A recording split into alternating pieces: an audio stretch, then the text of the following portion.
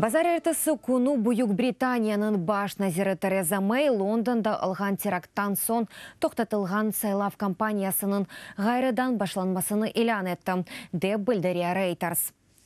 Парламент сайлавлары жума ақшамы июнің 8-інде кечірілежек. Хатырлатам, Британия полициясы Лондонда июнің 4-не кечергежесі терактны мейданға кетерген уджинаятчының шақсыны белгеледі.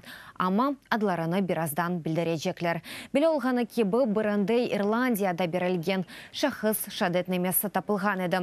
Бұны Дублин хавсызлық күчлеріне әсасланып Press Association ешірі білдіре. Айны вақытта полиция ондан зияды инсанны тұтты. Базар күніне кечергежесі террористлер Лондон көпірінде юрген пиеделерні мүгедеккен басқан еді. Бұндан да ғайрым инсанларға пычақларнен атылған еділер. Еді инсан әлі қолды, 48-ы яраланды.